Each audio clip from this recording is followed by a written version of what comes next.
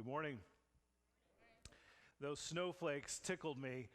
Monday, I was talking to my son who goes to college in Illinois, and he had his morning class canceled because of sleet.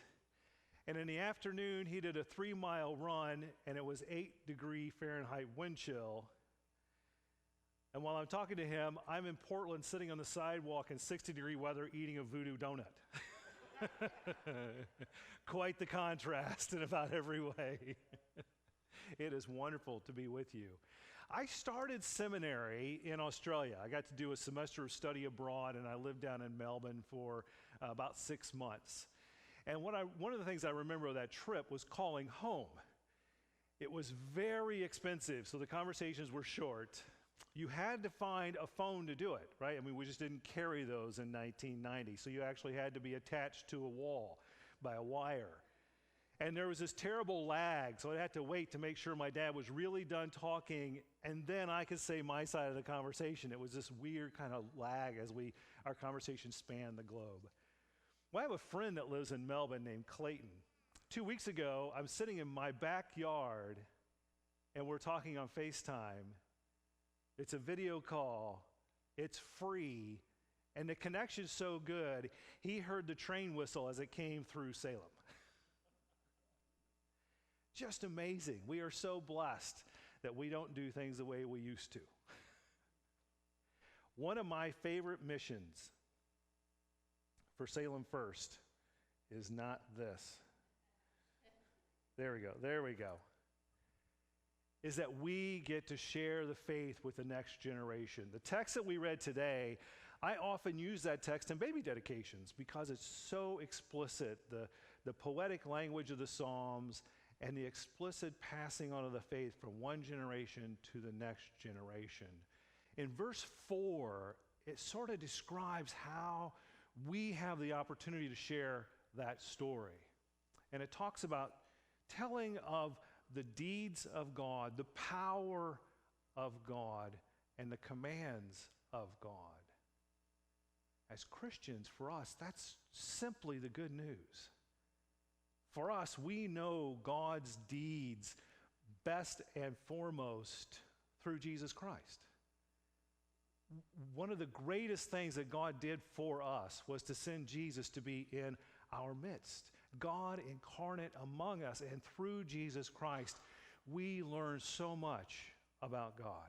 Jesus being fully God and fully human in our midst. And through Jesus, God, shows off his power in a way that's just unparalleled. We know God the Creator creates everything that we know. But while that's so easy sometimes to assume, the resurrection is hard to ignore. That time when God demonstrated God's power by daring to endure all of our brokenness, even unto death, and then to demonstrate for us that even death is not more powerful than God. What power we have to tell our children about. And then the commands of God, which is tempting to give a long list. 10's not quite enough, is it? But thankfully through Jesus Christ, we have it boiled down into love the Lord your God with all your personhood and love your neighbor as you love yourself. We get to tell that. We get to tell that story with the great hope that is listed there in verses 6 and 7, that the generations after us will know the Lord our God, will keep the commands, will trust and share them themselves. So much joy, so much joy. When I was in school, high school, middle school, I was one of those early kids to shave. In 8th grade, my mom said, you either got to wash your lip a little better or you got to shave that because there's something going on. And of course, as a young high school student, I wanted to show off that I had a beard, but I lived in a very conservative school district. So my parents actually wrote a letter so that I could wear a beard to school. It's been kind of one of those funny family stories that's been told throughout the years, especially when we're talking about parenting. And my dad always used it as an opportunity to say, it's just hair, right? It's just hair. There's so many other values that are way more important to teach than it was clean and I trimmed it. That was it. What else should there be? The list doesn't have to be long. It doesn't have to be arduous. Us sharing the faith with our children doesn't have to be a chore, because it's truly an opportunity. Not just to pass the faith on, but it's an opportunity for us to re-engage our own faith and our own belief in God. Whoa, a little too excited. There we go. Worship and Wonder is a ministry that we have, that we share with other sister churches do this ministry. It's not the way I was raised, and maybe you were raised to do church. I was raised to do church by sitting through the entire service with my mother in between my sister and I so we wouldn't fight or fidget. I see the smiles. Some of you were raised that way. Thank goodness we're not all raised that way now. We get to raise our kids differently. Worship and Wonder, we get to raise our children with this ministry that gives them an age-appropriate worship experience that's focused on the wonder of worship. Oh, there'll be time. They'll grow up and read the bulletin, and there'll be time for us to teach them where the deacons stand and when the deacons stand and where the deacons walk and where I stand. We could teach them all that stuff, but why don't we start by teaching them the joy of being a deacon or the joy of worship?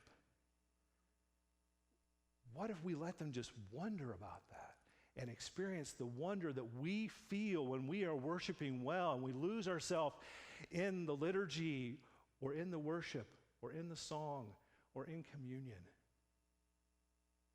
We're invited to share that spark first.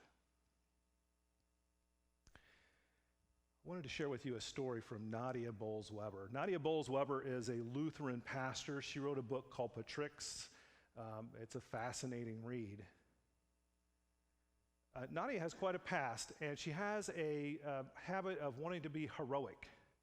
So when Katrina, the hurricane, landed in New Orleans, she was geared up to fire up her heroic faith. And so she, at her church, like we did here and lots of other churches, gathered resources to help the victims of Hurricane Katrina. And Nadia knew that there were many hurricane victims being evacuated to Denver, where she served, and they were going to be housed at an abandoned military base in the Denver area. Well, Nadia, being heroic in her faith, not always patient in her faith, couldn't wait for an organized effort. She took the resources her church had gathered, and off she went to find a victim to save. So she's there, she's looking around, and oh, no, that's no. Yes, she finds an unwed pregnant teenager. She is going to save this teen who has been traumatized by Hurricane Katrina. Well, because she's heroic, Nadia sort of ignores some red flags that begin to pop up. Marie, the woman she's trying to save, well, suddenly here's her dad. Oh, okay, well, we want to save the whole family, not just the unwed pregnant teenager. And so, yeah, Dad, come along. And Nadia brings him to her house, and they tell her the story of how the car broke down on the way north from Louisiana, and they start telling all these other stories, and things just aren't, but so what if they don't click? They're traumatized, they're victims, and Nadia is a heroic Christian. So she gets the girl enrolled in school and birthing classes, helps her find a doctor, lets her stay at her house, even though her dad wants to stay at the barracks, doesn't understand that. But again, we're the heroic Christians. Child's born healthy. And about the time of the birth, this other woman shows up, and she's told this is Dad's girlfriend, that mother is lost somewhere, wandered off on her own with her own issues. Doesn't all quite make sense, but we're, again, the heroic Christian, and so she's resourcing these people and helping these people. And, well, a few weeks after the birth, when the girl has gone to live with the girlfriend of the dad, the phone rings about midnight. Marie is frantic. They need help. Can you meet us at this intersection? So Nadia rouses her husband, who's also a pastor. They find someone to watch their own little kids while they wander off into the darkness to this intersection where Marie and the baby and the girlfriend climb in the back seat crying and telling the truth. Her name's actually Ashley. They're from Denver. They're not even Katrina victims, but the man put them up to it to get resources from FEMA. He's their pimp. The girlfriend's her mom, and they're trying to break away. Nadia is furious. She's been lied to. She's been taken. She calls the police. They get Ashley, I guess that's her name, and the mom and the baby. They get them into an abused woman's shelter in protective care. And Nadia goes home, knowing that Sunday she has to go to her church and explain that all these resources she requested have been spent on this local situation, nothing to do with Hurricane Katrina. They sent an email out the day before just to make sure the facts were out there before they arrived at church on Sunday morning. And Nadia steeled herself for whatever would happen. Would people be upset with her? How dare you do this? Would people pity her, which might actually feel worse? And a woman comes straight up to her as soon as she enters the building and simply says, God was glorified. Ashley, or whatever her name was, she got to be in a community of love for a month or more. She got to be loved for being a child of God, and maybe her experience of Christian community helped her to value herself and her baby's future, helped the grandmother, helped them to break away from a broken life. God was glorified.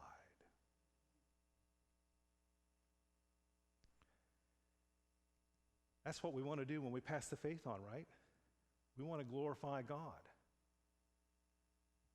There'll be time to teach about where to stand and where to sit and how to follow the bulletin. But first, we can teach the joy of being a Christian, the joy of being transformed, the joy of being a community where reconciliation happens, where people are welcome to be here regardless, because they're God's child. All of us. Eyes, they say they're the window to the soul, right? Do yours sparkle when you worship? That's the FaceTime we can give the next generation. They'll listen to us, we hope. At some point, they're going to ask us great questions, and we pray to God we're going to have great answers. But all that listening and questioning and dialogue happens after they see your eyes. They see your face. They are brilliant at knowing whether or not you're faking it. And if you can just be authentic with them, that's what they ask. And if you can be authentic with them, they're all in too. And they will listen, and they will ask, and they will worship with you and with me, and we will pass the faith on as we re-engage our own. It's a blessing that God designs it to work this way, that God empowers us and calls us to participate in this. I thought I was blessed that I could have a video call with my good friend as if we were right in the same room. And it was great. Greater even more is sharing the love of Jesus Christ with everyone. Amen.